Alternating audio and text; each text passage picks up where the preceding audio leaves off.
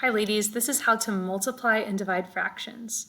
So when you multiply a fraction, think about it as anything that's being multiplied across the top can stay on the top, and everything multiplied on the bottom stays on the bottom.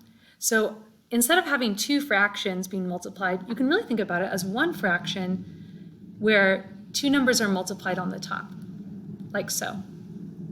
Then we're going to simplify it. Now, one way you can do it is to multiply these, 14, 8 times 9 is 72, and then simplify. But there's a shortcut, because now you have to find the factors all over again.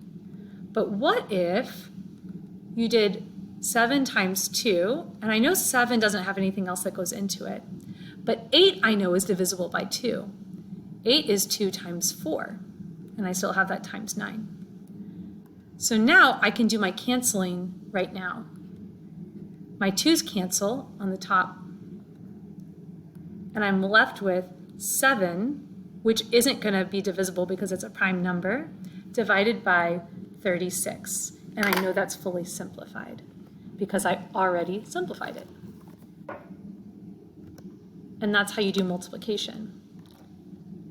Okay, now how about division? Let's do a division problem. 2/9 divided by 7/9. When you divide a fraction, you multiply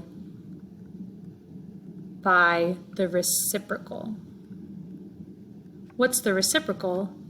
It's just flipping the numerator and the denominator.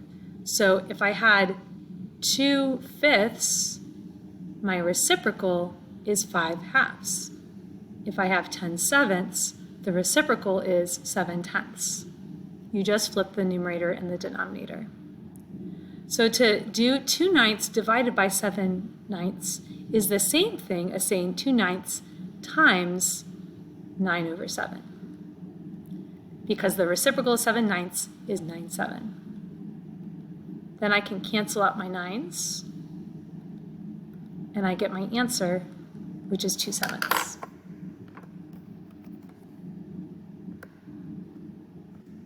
And that's it. Okay, good luck on multiplying and dividing fractions.